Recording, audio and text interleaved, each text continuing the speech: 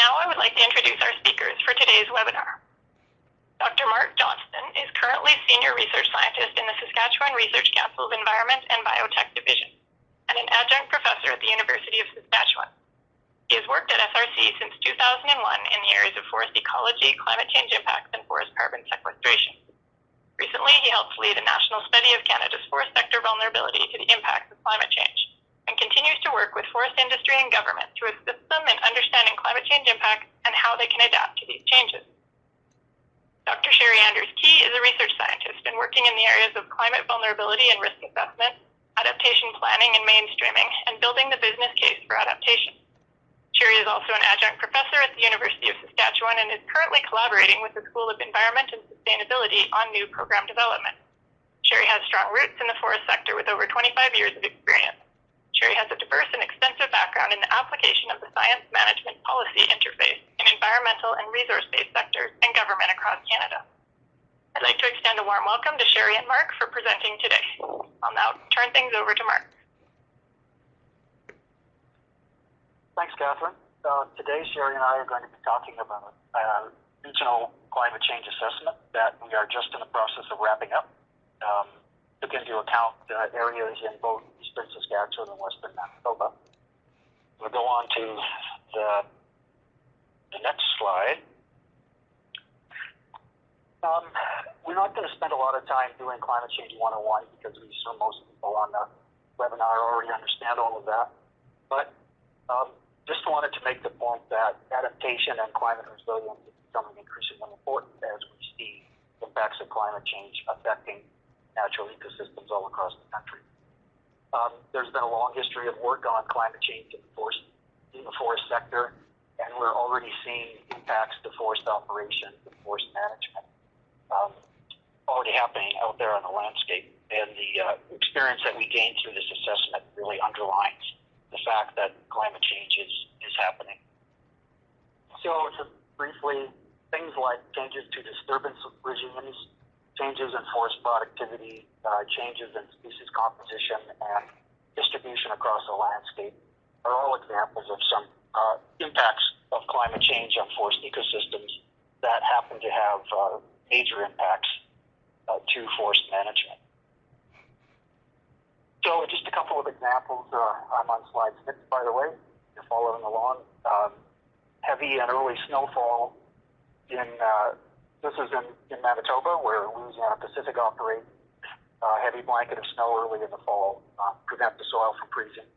And in this part of the world, much of timber harvesting is done in the wintertime on frozen soil because of the extensive wetlands in these landscapes. And so frozen soil conditions in the winter are really essential for forestry companies to do the harvesting that they need to do. And we've also been seeing extreme events in terms of flooding and high rainfall events. So road washout, culvert blowout, things like that are becoming more common and obviously have a big impact on transportation and access to sites. So we're here to talk about forest management and climate change. All of the work that we do is oriented to working with forest managers to enable them to do a better job as climate change. So we want to bring to the table information about climate change, but also climatic variability and uncertainty. There are a number of different dimensions to this issue, and it's all oriented around sustainable forest management and allowing practitioners to continue to deliver sustainable management as the environment changes around them. And as I said, it's already happening out there on the ground, so even if forest managers don't know it, they're already reacting to climate change. And the assessment process that we're going to describe today really provides a toolbox on how they can do that. So at this point, I'll turn it over to Sherry, and then I'll be back a little bit later to talk about the Landis work. Okay, thank you, Mark, for that. So through this project that Mark and I worked on, the main objectives of it included carrying out a vulnerability assessment using a toolbox, a suite of tools from the Canadian Council of Forest Ministers, and also to use this toolbox working with industry in the forest sector on mainstreaming adaptation into their sustainable forest management system both at the forest management planning scale and the operation scale. And then the use of Land-Estu for landscape modeling, looking at the different climate change pieces, fire effects, the impacts on caribou habitat, spruce budworm, etc. So then moving forward to the next slide, who were the key people that were involved in this process and this project that we worked on? So we worked with forest industry, and that included 4 forest companies within Saskatchewan and Manitoba. So we worked with Weyerhaeuser out of Hudson Bay, Saskatchewan, Edgewood Forest Products out of Carrot River, Louisiana Pacific in Swan River, Manitoba, and Spruce Products in Manitoba. Provincial governments with both Saskatchewan and Manitoba were involved with different departments. Ducks Unlimited, Canadian Forest Service, especially through heatland modeling and the climate and fire data that was used with Landis. Also, Harry Nelson from UBC and myself looked at the climate vulnerability assessment, and we also looked at developing the business case for adaptation with this. And so my apologies, my connection just died on my presentation piece, but it's just reconnecting here. Okay, so now moving forward onto slide number 11, looking at the study area. So we have the 2 provinces, and the areas highlighted with the white there, the Pasqua Hills, Porcupine Hills, and Duck Mountain, encompassing parts of Saskatchewan and Manitoba, were the main land-based areas that these 4 forest companies operate on, and those were the study areas that we used. So moving into the next slide, slide number 12, what kind of tools did we use when we were looking at assessing vulnerability and how to adapt to climate change? So these tools are part of the Canadian Council of Forest Ministers framework that they have. And these tools, part of them are for assessing sustainable forest management vulnerability when you're looking at them with a climate change lens. And as Mark mentioned earlier, also tools for looking at climatic variability and the uncertainty. And then a key piece of this also are tools to be able to address adaptive capacity. And I'll get more into that. And then looking at how to develop a mainstream adaptation into the different aspects of sustainable forest management. Because it's one thing to, first of all, identify vulnerabilities, but taking it to that next level and developing adaptation options and figuring out how to actually implement them into what we're doing on the land base is a key piece of this. And also, there's tools there within the framework for monitoring and evaluation. So moving forward to slide 13, this framework, we've included a snapshot here of what the CCFM has put out. And this is what the main methodology that we have used throughout this project. And the scale, now one of the things that I find really exciting about this framework, and I've used it in other vulnerability assessments with other industry partners, it's very scalable. So even though we've applied it at the context of the level of the forest management agreement area, I've also used it to scale down, and it works for private woodlot management level scale as well. So it's a very valuable tool. So moving ahead to slide 14, this gives you an idea of how the vulnerability assessment process is laid out. And so it's got 4 phases to it. Phase 1, that organizational readiness piece, that phase is done before anything else can proceed. And this part of the assessment process is usually done before, it has to be done before you begin it, because this is where the organization that wants to embark on this process has to really look at their timing, their resources, etc. Do they have the ability to engage in this, to commit to the process? So with the organizations that we worked with, they had already gone through that process, and we started off with phase 2 in the pre-vulnerability analysis. Now in this phase, you can look at it and you think, it won't take that long, but this is a very important phase, because here you are setting those key foundational pieces to do the project. And it time has to be invested here. So when you're providing the context, we're bringing together the key people that are involved in this. And for this project, those were key forest managers from the 4 forest companies involved. And you develop a terms of reference, a core team for the management.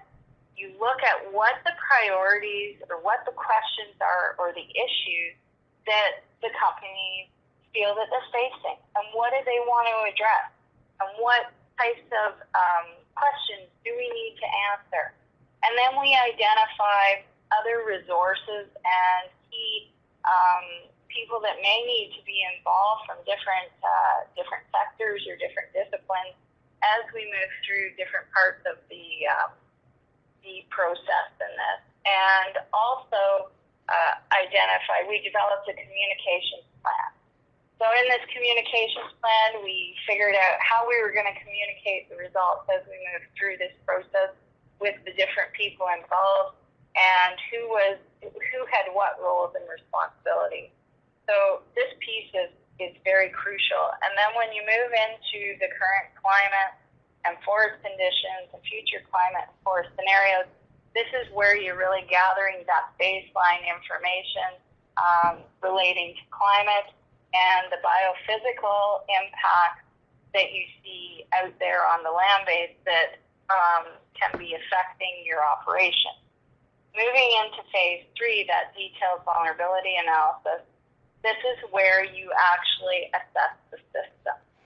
So what you're doing is you're taking those pieces, those sustainable forest management objectives, and the core team is assessing the vulnerability of them over certain time frames, including the current time frame, and then forecasting to the future, to the end of the century, and assessing from the industry's perspective, because they are the experts on their land base, and assessing from their perspective how vulnerable it is those sustainable forest management objectives are to being achievable as they move forward in, increasing climate variability, increasing uncertainty, and dealing with those biophysical impacts.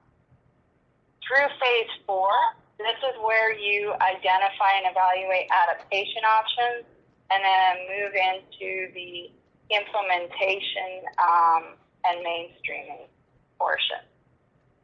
So moving on to the next slide. So through this vulnerability assessment with the 4 companies, we have developed also a ranking of the vulnerabilities and priorities. Now it's the company, it's the forest managers in the core team that go through, and after the vulnerabilities are completed, that assessment piece, that detailed piece, then they rank those vulnerabilities and priorities according to their priorities within their management and their operations practices. And, this becomes a really interesting piece, because just because something may have a high vulnerability, it may not necessarily correlate with the priority in the ranking for the company, because it may be something that actually is out of their control. So this will vary according to the companies and their own priorities. But then it helps to set a stage and a plan for moving forward into the adaptation portion and moving into the integration of adaptation options within their practices and their planning for the future. Now, in the vulnerability assessment, I mentioned that we're looking at both current and future risks, and we're also looking at those biophysical pieces and applying them to the management aspect of the practices as related to climate change. So again, looking under that climate change lens. And then with the adaptive capacity piece, there's a portion within the CCFM framework that once you do that detailed vulnerability assessment on the sustainable forest management objective, you then assess the organization's adaptive capacity. So you look at responses to past events, present events, future climate-related events, and these include like internal operating events. They also include things like challenges and barriers and identifying potential gaps. So this starts to help create a picture for the organization of areas where they have their strengths and then challenges and barriers that may exist as they try to move forward with this. And it also starts to identify gaps and areas where they need to maybe allocate more resources going forward. With the mainstreaming, moving on to slide 17, with the mainstreaming of climate change monitoring and adaptation, one of the things that's really exciting is the incorporation of this into the 20-year forest management plan. So when we were working on this assessment with Louisiana Pacific and Spruce Products, they're actually currently in the process of renewing their 20-year forest management plan. So for those of you that have been part of that process, you know that usually in plan renewal, there are additional resources allocated to help with this, and that provides an excellent opportunity to be able to go through a vulnerability assessment then as well, because everything is open in your plan and you're reviewing everything. And it was really exciting because we have used that process to already have LP moving forward with their mainstreaming. So, and then with the Weyerhaeuser and Edgewood piece, now they weren't in their 20-year renewal period, but they're coming up to it within the next year to 2 years. So because it's so close, we were able to start to identify key pieces that can flow into that plan renewal. So you don't have to be in that 20-year plan renewal to do this, but there's also the added value there with it if you are or you're close to it. And then moving into the final phase of the actual CCFM framework, you identify and implement and monitor adaptation. So this is really like where that mainstreaming comes in, and then in addition to this is where Dr. Harry Nelson and I have moved into the business case for adaptation, which is really where the rubber hits the road, so to speak. So in the next slide, slide 18, some of the tools that we have used with industry that they already have within their system. So, you know, the exciting thing is that the tools are already there. Forest managers have a wealth of experience and tools at their disposal. They don't have to reinvent the wheel.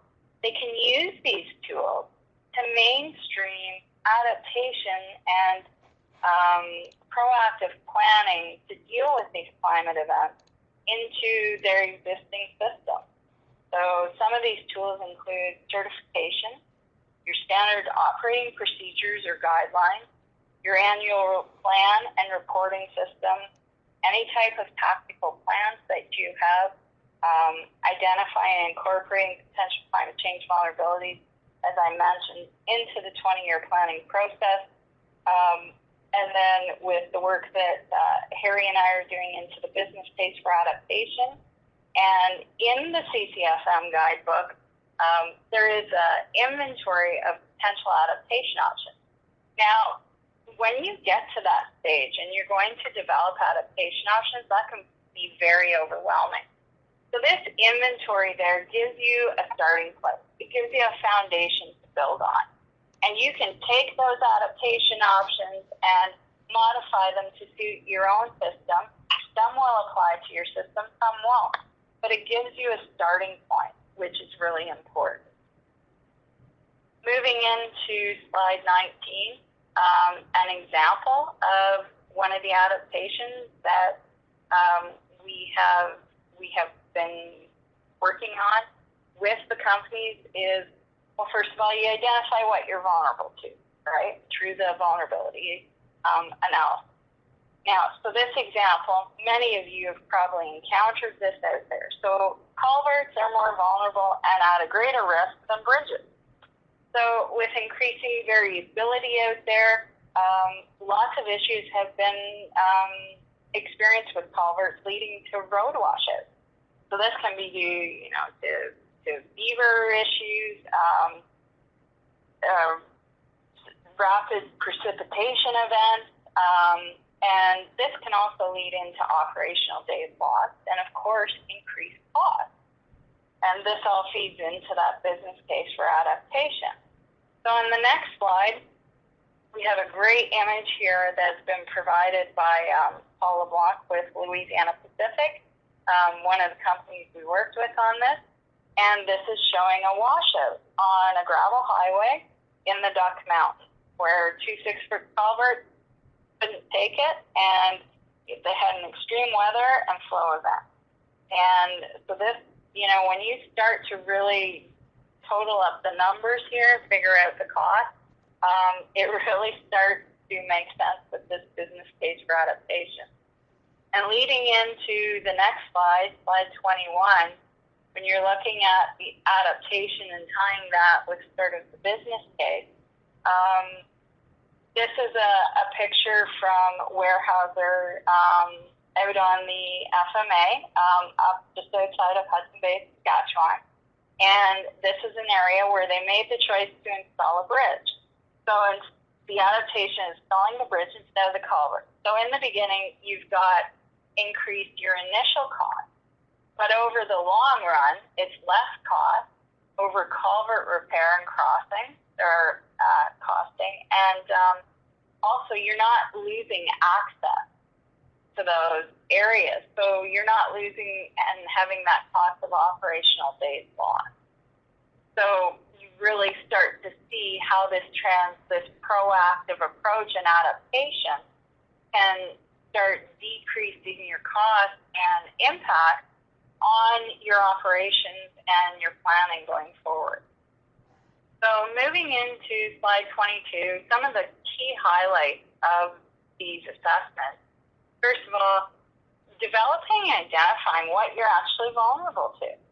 You have, as forest managers out there dealing with your day-to-day operations, you can be very reactive because, you don't have a chance to really be able to identify this. And by doing the vulnerability assessment, really helps you unpack your system and drill down to what the key pieces are that you need to start adapting to now. Engagement and ownership of the process by industry. This is a key piece. I can't reiterate this enough. Nobody knows these land bases better than the forest managers of the organizations who are managing. They have expert knowledge of what is happening out there and a wealth of information. And the way I work through this process with the groups in this project, we were a team going through it together at every stage. So everybody's engaged in it. There becomes real ownership over the process. It's increased the organization's adaptive capacity. And by doing this with industry, it has also provided real evidence-based results from the science and the management end of things to be able to provide these key pieces for government going forward to look at where should policy and regulation go. How can we work together to build more responsive and flexible policy in order to meet the needs of what's happening out there for the ecosystems and also what's happening out there for industry. So that's really exciting because this evidence-based result is something that comes out of this. And all the people involved in this from industries, they're moving forward with mainstreaming and also developing a business case for adaptation that is individual to each one of those organizations. Now moving into slide 23, often as forest managers, you don't think necessarily in the context of climate change. You're not looking at things through this big lens that can seem so ominous of climate change, but you're looking more at all these extremes of weather because you're dealing with weather on a daily basis out there. So if you look at it in that context, which is part of climate change, you have these extreme weather events that work against your operation, and then like an example of a vulnerability is that empty woodyard syndrome. So it's seen through this process, industry has seen that they need to adapt and they need to be more resilient through developing adaptation options to extreme weather. And then moving into the next slide, I will pass that over to Mark. Thanks, Sherry. So I'm going to start off this section by apologizing to those of you who were expecting slides and slides and slides of Landis output. I'm still working on interpreting the output and writing up the results of this project, so much of that material isn't really ready yet. But Landis is primarily a forest succession model. Landis stands for Landscape Disturbance and Succession. And it uses what I call a rule set, which is based on vital attributes of species on the landscape. And vital attributes are things such as longevity, age to sexual maturity, fire tolerance, shade tolerance, seed dispersal distance, method of regeneration following fire, some of those kinds of things. And so if you put a disturbance on the landscape, whether that's fire or timber harvesting or other things, then Landis uses knowledge of the pre-disturbance stand composition and this rule set to determine which species come back in what order and how they compete with one another and eventually experience mortality over time. So that rule set is really the fundamental way that Landis decides how things succeed following disturbance. The thing I really like about Landis the most is that it allows you to integrate the impact of a variety of different disturbances. And so in our case, based on the history of this landscape, first of all, of course, because this is a forest management-oriented project, we want to know about biomass growth and harvestable volume. So that was kind of the centerpiece, but we also put fire on the landscape, spruce budworm, which is not currently a problem, but has been in the past and will likely be in the future. And it turns out that the northernmost of those three forest blobs that you saw on the map have a population of caribou. And so we thought it would be interesting to see if we could say something about the evolution of caribou habitat over time. So Landis has really what I think is kind of a unique ability to link the impacts of various kinds of disturbance agents. So for example, if there is a spruce budworm outbreak in year 30, Landis remembers that happened and then changes the fuel conditions to reflect that mortality so that if a fire occurs several decades later, the fuel conditions are changed as a result of the budworm outbreak, and that gets incorporated into the way that fire operates on the landscape. So this idea of integrating the impacts of various disturbance types is a very powerful feature of Landis. Obviously, this is a climate change-related project, and so we used climate data from Climate North America, which is developed by the tree improvement people at University of British Columbia. In our case, we used the data that have been downscaled from the Canadian Earth System Model version 2, as well as the historic data that is available through that system.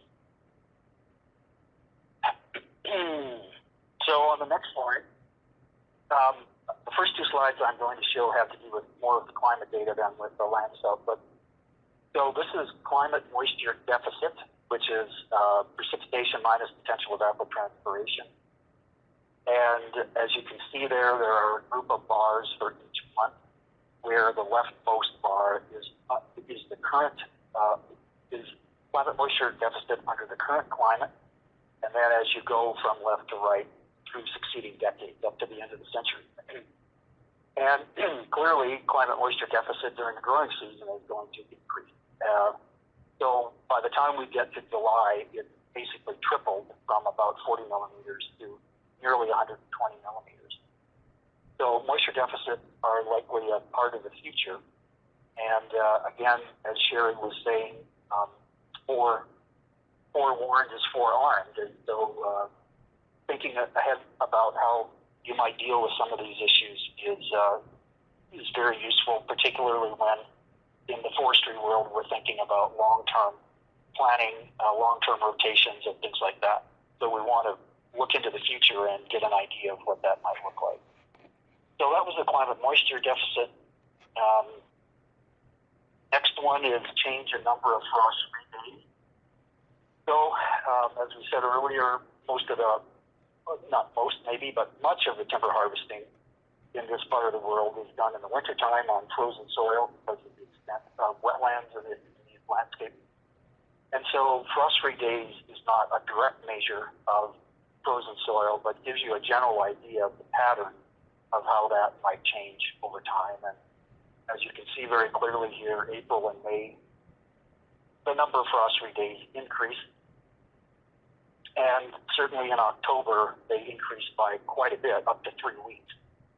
So again, planning, harvest operations, trying to understand what winters may bring in the future is important for forward planning. So slide 27 is the one slide of Landis output that I'm showing, and this is harvestable volume as a proportion of volume under the no climate change scenario. So this is the relative amount of harvestable volume as compared to no climate change. And the three bars there are the three locations: Duck Mountain, Pasco Hills, Porcupine Hills. And the species that were included in the modeling are across the bottom there. So white birch, white spruce, upland, black spruce, balsam poplar, trembling aspen, and then an average across all the species. So a couple of things kind of jump out right away, and one is that the hardwood species tend to increase in volume more than the conifers. And the likely reason for that is that hardwood species in general have about double the leaf nitrogen content of coniferous species. And that higher nitrogen content enables the photosynthetic response to higher CO2 levels much stronger in hardwood than in conifers. So I think that's the reason why those species tend to have higher levels of productivity. The other thing is that for each species, with one or two exceptions, Duck Mountain seems to be the most productive, likely because of higher temperatures.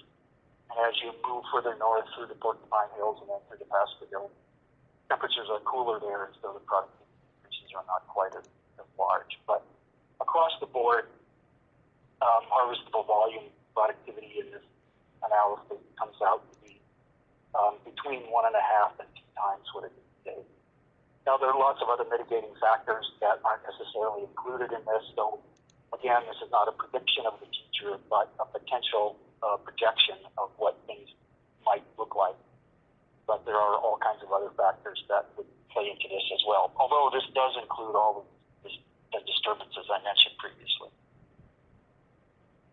So, to conclude, I think one of the things we see very strongly here is that the the CCFM toolbox and all of the activities that go along with it fit very nicely into long-term forest management planning. And the majority of partners that we've worked with, at least in Western Canada, are under legal obligations to submit long-term forest management plans to the provincial government, usually on a 10-year basis.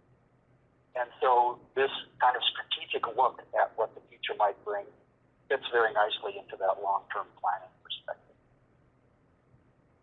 The other thing is that through the process of going through this analysis, and as Sherry said, the fact that the partners, the companies really take a lot of ownership and a lot of very strong involvement in this, there's a huge amount of capacity being built just simply through the process of walking through this. And so I think it really brings a lot of understanding to the forest managers in terms of what climate change might bring and what it won't bring. So this is going to increase our ability to deal with or to continue to deliver sustainable forest management in the future. Regardless of how things actually turn out, we are starting to get a picture of how they may turn out, and that in turn is going to guide planning and decision making into the future. So some acknowledgements. This project was funded by Natural Resources Canada Adaptation Program. We had a lot of guidance on the CCFM toolbox by Jason Edwards, who works with the Canadian Forest Service in Edmonton, so wanted to particularly recognize his contribution. And we had huge in-kind contributions from partners on the project to the tune of over $300,000. So that was a very important part, and obviously this would never have happened without their extensive involvement. So I believe, so we have our contact information here. We did want to say to everybody that we're very glad to follow up with anyone who's interested who would like email or phone. So I believe you all have copies of this presentation. The contact information is there. And with that, I think we're ready to answer questions. Great. Thank you very much, Mark and Sherry. That was informative and very interesting. Really liked the photos and the concrete examples. They make everything more tangible. And you've definitely taken an integrated approach looking at the science, the practitioners, and the policy. So if you have questions for Mark and Sherry, please feel free to start typing in the chat box now. And I'll read them. And then I'll give, you guys can kind of tag team on answering them. So our first question from Calvin Hirsch is, thank you for a very interesting presentation. What are the 2 or 3 most critical character traits or assets forest managers and researchers required to work so collaboratively on this type of climate change analysis? Sherry, what's the name? Critical character trait.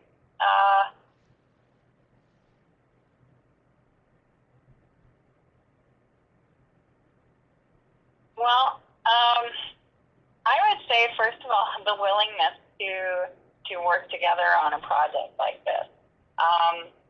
When you bring forest managers and researchers together, sometimes there can be some gaps in understanding and direction in that. And I guess when I'm looking at what has made sort of the process so successful is that we've been fortunate enough, I guess, with the team that we've brought together to that everyone has a willingness to be involved in this, and they have a desire to work together collaboratively to really start to think sort of outside of the traditional box, right? And you know, when you're in the day-to-day pieces of forest management, you don't have time to really understand or really drill down deeply into some of these bigger questions surrounding climate change. So I guess one of the key things too is to have someone, you know, that can help facilitate that process, to be there to work with the group to guide through that process. And I guess the willingness to understand that, you know, climate change, yes, under the whole big climate change piece, that we can take it down to that local level and really look at what's meaningful to the group that the organization that you're specifically working with. So I'm not sure if I really answered your question, Calvin, but those are some of the critical pieces or character parts, I guess, that I've seen it. And understanding, too, that everybody brings their own unique skill set to the table. And it's really important for us to all be open to hear each of those pieces and see how they can fit together to make it more successful. So I'll mention one more thing. I've been working in this area for a long time, and one of the things that has become clear over the years is the role of corporate culture in determining the success of these kinds of assessments. And so what we find, and this is not corporate in the sense of purely companies, but also government agencies, is that the perspectives that they bring to the table in terms of being innovative and wanting to do the right thing and trying new things, some of those kinds of attributes are really important because this is a relatively new thing for most people. And so if you have an organization that's really willing to go out there and try new things with leaders, that makes a huge difference in the success of this kind of stuff.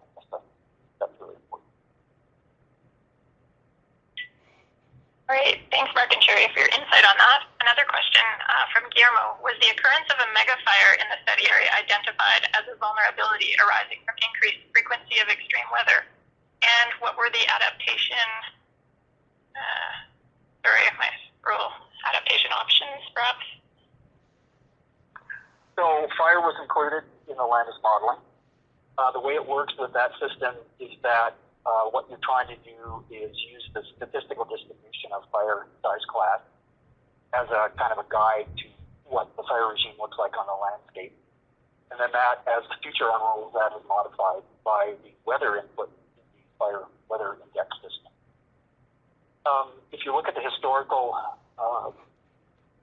fire regime on these landscapes, fire relative to other parts of the Western Boreal is not as important as it might be in central northern Saskatchewan or in southwest northwest territories, for example. And that's because these landscapes tend to be a little bit wetter than some other parts of the Boreal. So while fire is important and plays a role in this landscape, I did not see a lot of evidence of a vastly increased amount of fire on the landscape in this area. So the mega fire concept, I mean, yes, those can happen. There have been a few big fires in the past in this area, but generally speaking, they really don't get very large, and I'm not sure that's going to change a huge amount. Thanks, Mark. There's a related question from Campbell. What are the most critical vulnerabilities that the team identified for the study area? Well, maybe I'll have Sherry talk about that. In terms of critical vulnerabilities, now, after I answer my piece of it here, Mark can add in with the Landis more of the biophysical pieces. So when we're identifying really crucial vulnerabilities here, we're looking at specifically what's happening biophysically on the land base, but with the vulnerability to the actual organization's sustainable forest management objectives and to be able to achieve them. So without getting into, if you want to contact me, we can get into more specifics, but some of the critical areas that they were looking at involve access issues and which would affect timber supply and getting wood to the mill and being able to operate during the winter harvest season and how harvest season variability was going to affect things on the ground and actually summer ground as well. Because summer ground is precious in this area of the country, and what we're going to do with issues surrounding that. In terms of the biophysical parts, like with water issues and with fire and growth rates, things there weren't seen to be any immediate vulnerabilities in those areas, except with, again, the relation to access and increased extreme precipitation events and having washouts and issues there. But at this time, they didn't see issues in terms of regeneration. Success was doing well. Their fire frequency and events were low. Looking at growth rates and productivity in the immediate to short-term future forecasts, these things were not seen as having huge vulnerabilities at this point. One thing I'll add to that is, as that list under the Landis slide showed, spruce budworm was included in this analysis because it is part of the ecosystem, but it's not necessarily an outbreak phase all the time. And it did show that spruce budworm is likely to increase into the future. Now, Landis has a fair amount of probabilistic kinds of analysis built into it.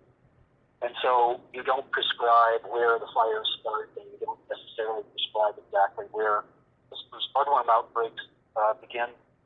And so what you get from that kind of analysis is sort of a generalized picture of the overall fire regime or budworm regime, rather than a very detailed picture of this stand on this day and that stand on that day. It doesn't operate at that level of detail.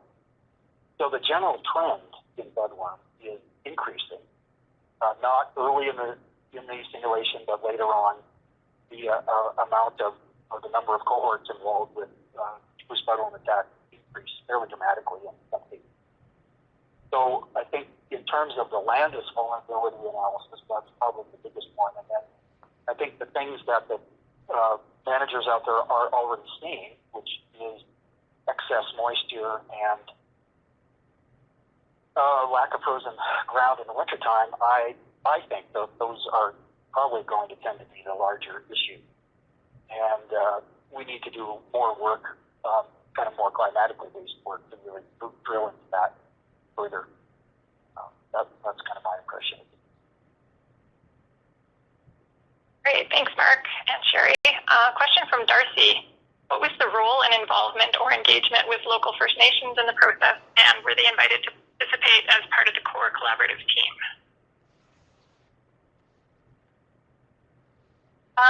Okay, so with the location of the Four Forest Company, first of all, yes, a local First Nations engagement and involvement was part of the process.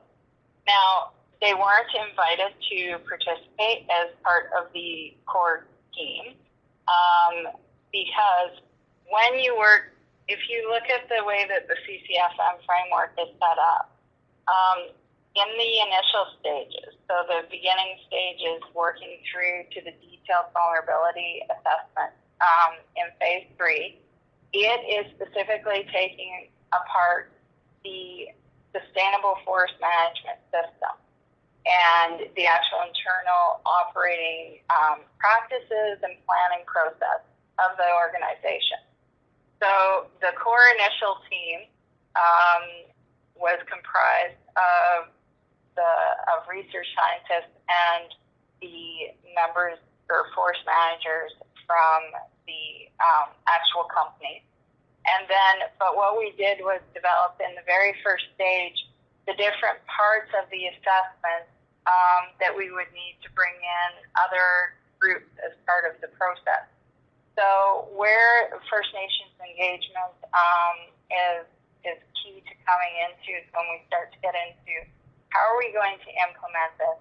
What are some of the adaptation options that we're coming up with this? Who is being affected? What stakeholders should be involved in this?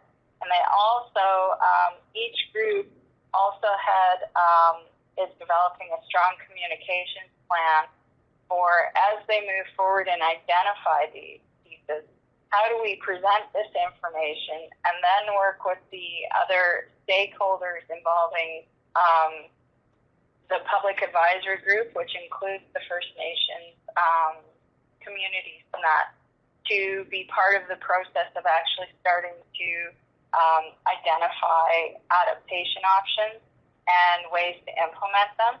And then one of the things that I found really exciting too is all the organizations involved in this from industry are looking at developing education and awareness plans to be able to work more closely with First Nations groups in this area.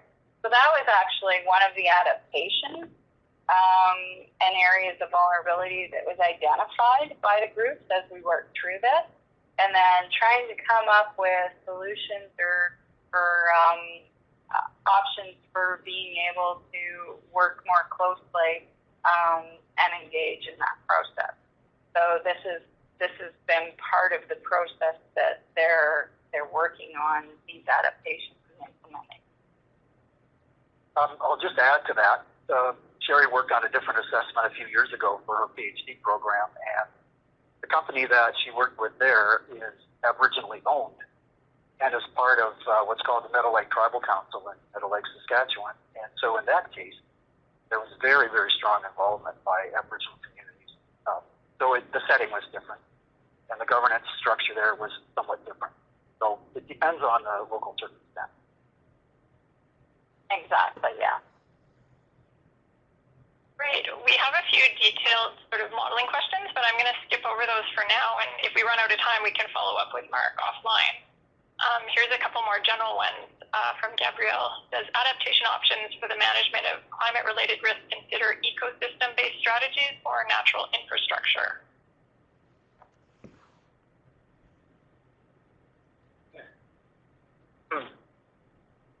Well, anybody who's familiar with forestry in Canada realizes that it's a heavily regulated industry. And so companies are managing the land base under guidelines and regulations provided by the province. So what guides their activities, and which in turn guides our helping them with the assessment, is all within the context of provincial regulation. So, I don't know that there's a huge amount of freedom to go outside of those regulatory boxes. So, in terms of adopting a purely ecosystem-based management paradigm or that kind of thing, that really, I think, depends on kind of the regulatory environment that the companies are operating inside of. Great, thanks, Mark. And a question here from Roger. What extent were stakeholders able to identify and assess the need for transformational adaptation and resilience measures? In this context, how receptive were forest managers to the concept of needing to update the assessment, including a re-examination of adaptation and resilience measures introduced earlier?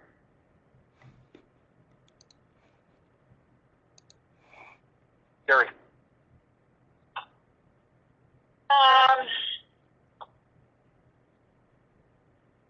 Well, first of all, when we began this project, those that were involved from the industry side of things, they were coming to the table willing to understand that they needed to make change, that they had to identify adaptation options and measures that would increase their adaptive capacity and make them more resilient out there on the land base. So, it was, we were really fortunate because the group of people from all the industry partners were really willing to make changes that they needed to move forward with this. They were open to that idea. Looking at the need for updating assessment, including re-examination of adaptation and resilience measures, we actually, when we're going through the adaptive capacity piece, they were identifying adaptation measures or things that they had done previously on the land base. We looked at how well they had worked, how successful they were, what do we need to do to improve upon them. And then that led us, when we went into the last phase of the assessment with the mainstreaming piece is developing plans for monitoring and reevaluation. So all the partners involved have seen this as this is just the first step. This is not, phase 4, and that piece in the end of this vulnerability assessment is not the end of their work. They see this as now becoming part of their operations, part of their planning, part of what they do, their SFM system. And to me, that's the most exciting and successful part of this. And they've identified that they're going on an annual basis, they're going to update the assessment, go back through each one of their sustainable forest management objectives, do the detailed vulnerability assessment, update that in their annual reports, their tactical planning, and use the monitoring and the different matrix that they are developing for this monitoring and evaluation of the adaptations to look at that also on an annual basis. And then, is this working? Is this not working? How can we improve this and move forward with something new or improve and continually doing it? So this isn't just a one time and done. This is now part of their system, part of what they're doing. Hope that answers your question. If not, you can contact me. We can discuss it further. Great. Thank you very much to Mark and Sherry. And thank you to everyone for tuning in. I've just changed back to the slide with Mark and Sherry's contact information. So if your question didn't get asked today, Mark and Sherry are willing to follow up with you via phone and email, and their contact information is there. So thank everyone for joining in this discussion. And you can find out about upcoming webinars on the Climate Risk Institute webpage, as well as view past recordings there. And we would appreciate it if you would take a moment to answer the survey in the chat box to help improve future webinars. So thank you very much, and enjoy the rest of your day. Catherine, I have to say that telephone number is my office number. I haven't been there since March. So if people want to contact me, it has to be by email. Okay, thanks for clarifying.